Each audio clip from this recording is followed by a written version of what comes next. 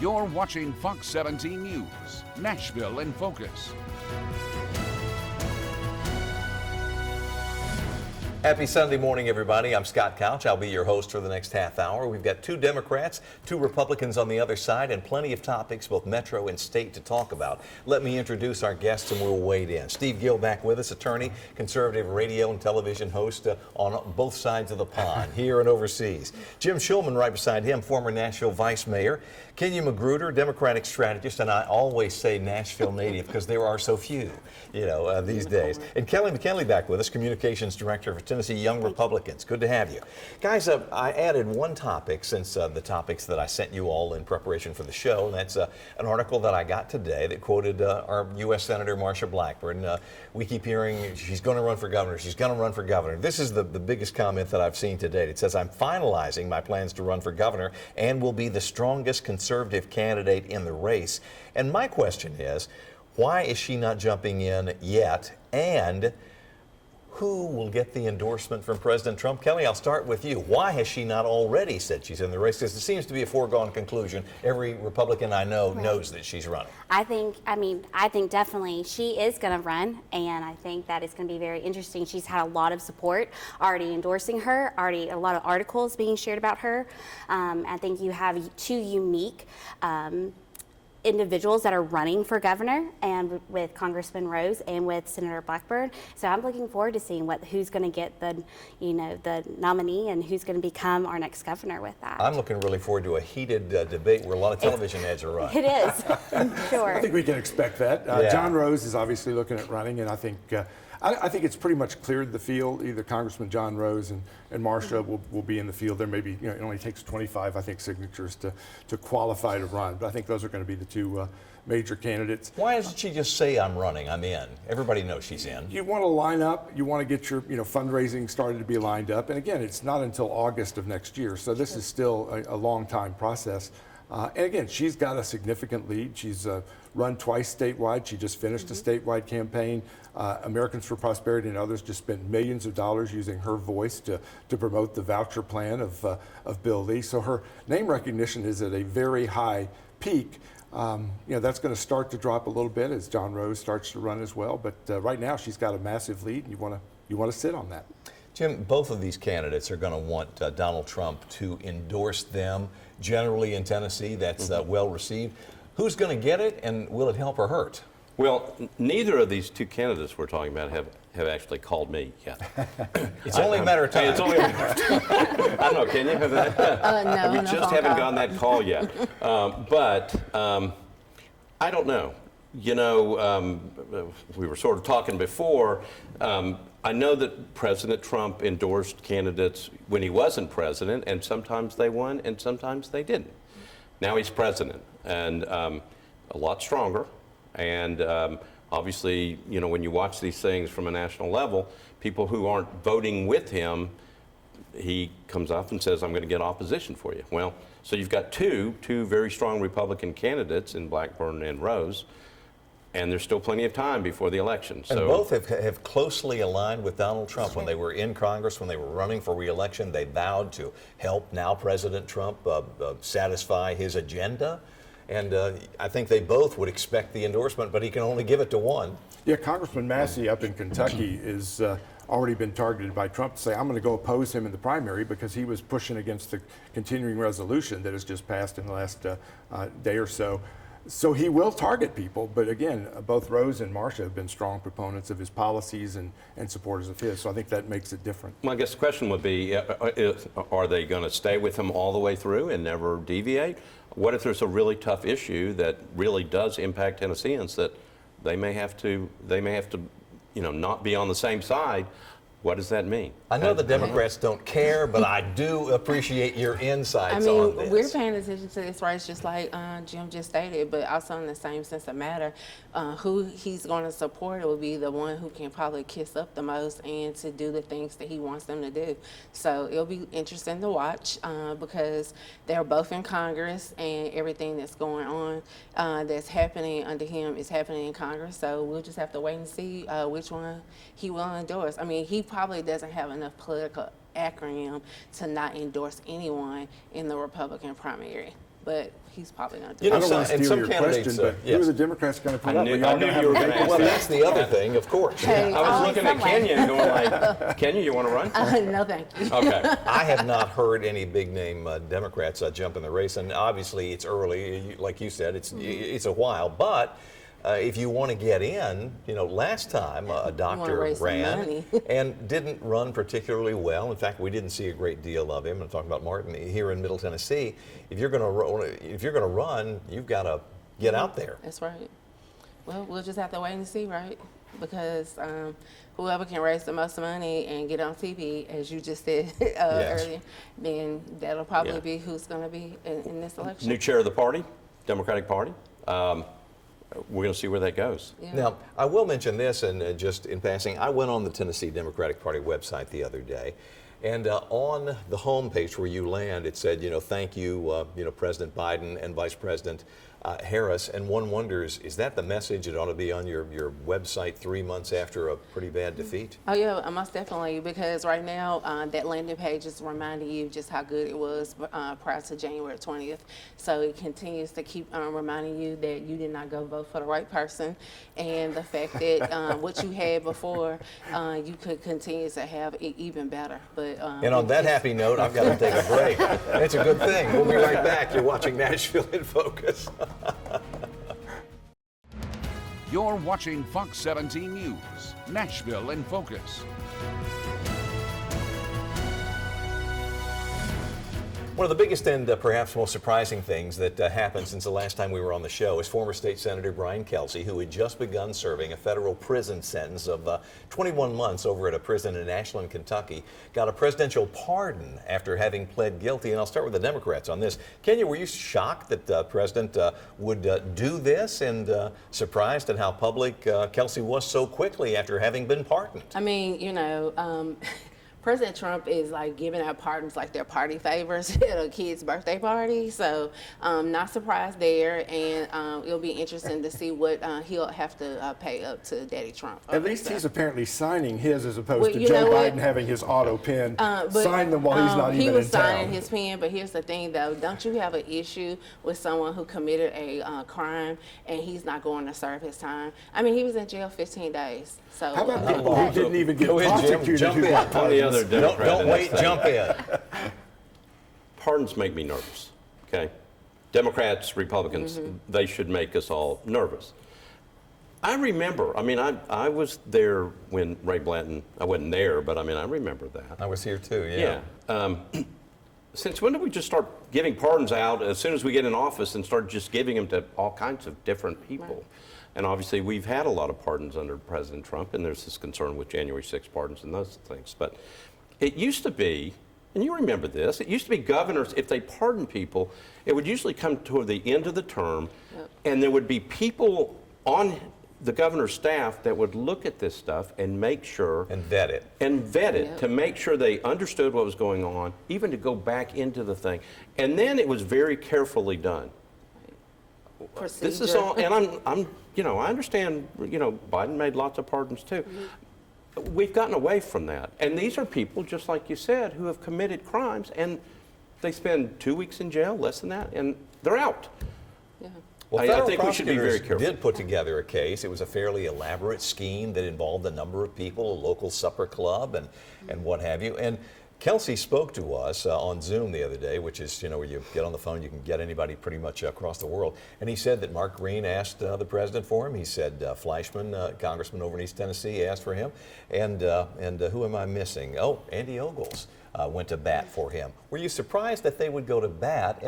And any problem with this conviction? He says, I didn't do it, and I was pressured to plead guilty. I think, as Jim, as a lawyer, also will say, our jails are full of people saying they didn't do it. They proved their case. He pled guilty to most of this case, so it's a little late to say, oh, I didn't do it now.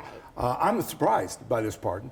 I'm not happy with this pardon because, again, I think when you've proved the case, you've got to have a pretty good justification.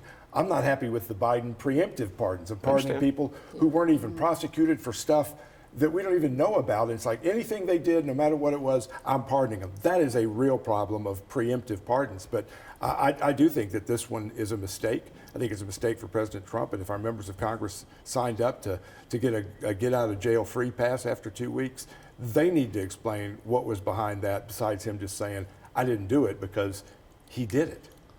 And he says that this all started, he said it was a witch hunt. It began, I guess, the prosecution under the Biden administration, but he did plead guilty and everything, you know, crazy. Your thoughts on that? So, I mean, the fact is he did plead guilty, but we also know at the same time that presidential pardons are a part of our system, and then they have the right to exercise that at their discretion. And I just think moving forward, whether it's campaign finance laws or any other issue with elected officials, there has to be accountability depending on whatever side of the aisle that you're on.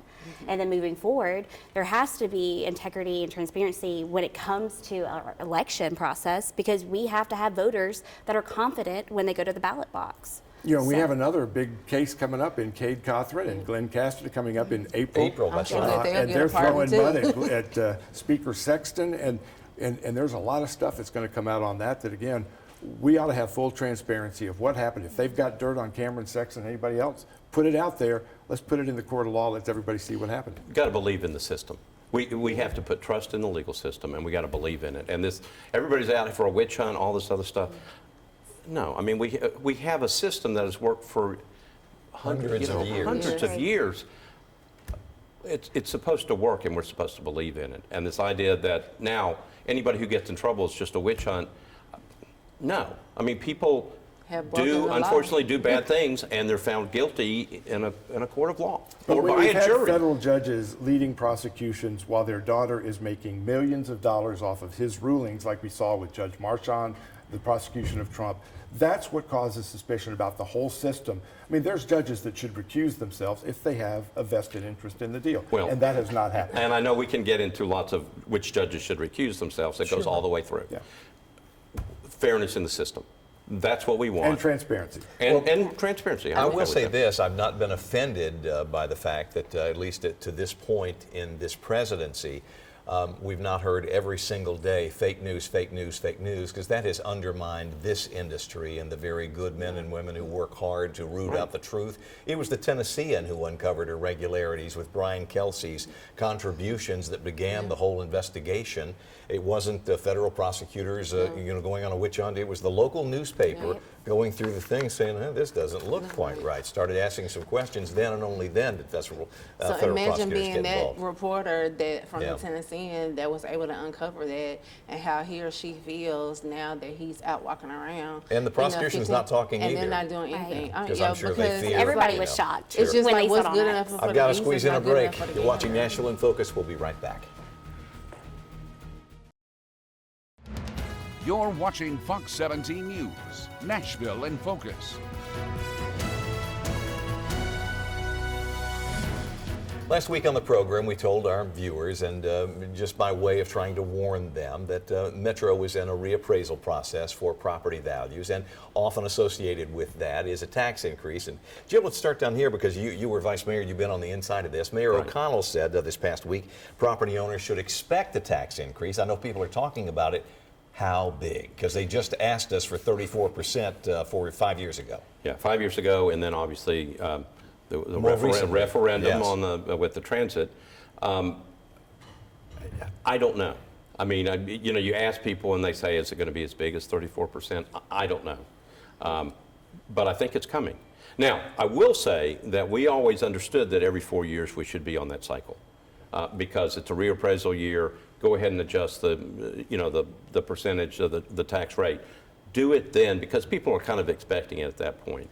And then we went for a couple of years without doing that, a couple of cycles without doing it, and that put us way behind. Well, that's why you have to ask for 34%, because you didn't do it. You didn't ask me for 4% when you needed it. That's why John Cooper had to do it at that time. What is it going to be this time? I don't know. But I've already heard from people who are already worried about it because they said, wait a minute, we just passed a tax, and now here comes another one. We'll see. We're going to have to wait and see, and we're going to have to see what the mayor wants to put in his budget. Steve, what can they comfortably ask for? This mayor's going to have to run for re-election in about a year and a half. He knows that. You know, I think if you're ever going to do a tax increase, you do it when you can still blame the last guy. Say, look, I took it was worse than I thought, and it's still pretty early in the process, but you did just have a tax increase. I think it feels like it's a double dip to some taxpayers. I think people are pressed, And any tax increase is going to have to be justified with where are you going to put the money? What are we actually going to see as results? Are there going to be less potholes? Are there going to be more schools? Is there going to be less crime? What are we going to get from this money? And they're going to have to, I think, really answer that in order to justify it. Well, the mayor's going to say, I can lower your egg prices if you'll give me some more property tax. I'm joking. That's a whole other issue. I'm joking on that front. Kelly, your thoughts? We'll work our way around the table. I think when it comes to any type of property tax increase, that needs to be an option. Like, it's not just an option, but a last resort. I mean, you had surrounding counties like Rutherford, Wilson, Sumner, and I realize that is a little different in the factor, but they did have a property tax revenue neutral when they had their reappraisals, and I think that's something that Nashville should strive for. Unfortunately, I'm not sure they can afford it. Yeah. Right. We can't. A lot of bills are coming due. We can't afford it. I mean, it's sad to say that here we are right back again, and the increasement. And we're right here in the inner city of Nashville. People want to own a home, and when they are being taxed out to keep their home, this is the reason why the inner city where more African Americans own homes, then they're being forced out, and you see gentrification happening is because people cannot afford to be in their house, pay their mortgage, and then turn around yearly pay their actual property taxes. And I don't want to put you on the spot, but the mayor has said, I'm not looking to build any shiny new things, but I mean, I guess it's just stuff costs more. Everything costs more. I mean, the cost of living has changed. This is 2025, and so different things cost gas and multiple other things, but also in the same sister way. Also, too, not just to him, but the Metro Council is going to have to deal with this as well, and they're actually the ones, Mr. Shulman did not say this to us, but they're going to be the ones who's going to make the decision how much we're going to have to pay. They'll eventually have to look at the budget, make a decision. And we're still behind on the number of cops, the number of firefighters. We are way we behind. We're not on as behind on cops as we were before. I think we're still down about 100, but we're in better shape than we were. I think we were in that last class. They said that we were kind of getting more closer. But the simple fact of the matter is that it's more expensive to actually just live in Nashville than it was 20 years ago. Oh, no doubt. So and I hate to, but I've got to get a break in, and we'll be right back. You're watching Nashville in Focus. Please stay tuned.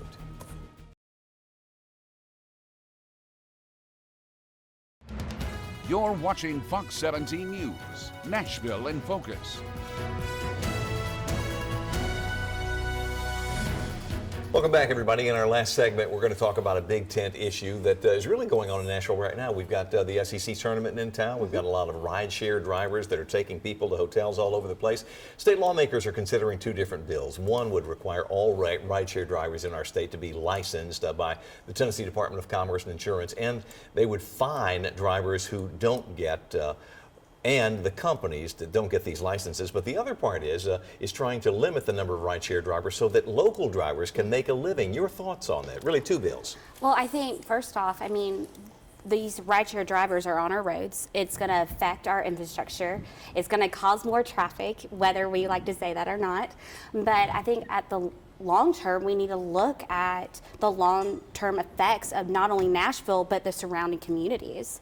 I mean, you had the Sycamore Institute recently did a report about the Tennessee Highway Fund and about how the revenue has been decreasing, but construction costs has been blooming in recent years. So, I mean, there has to be a plan either which way when it comes to these drivers.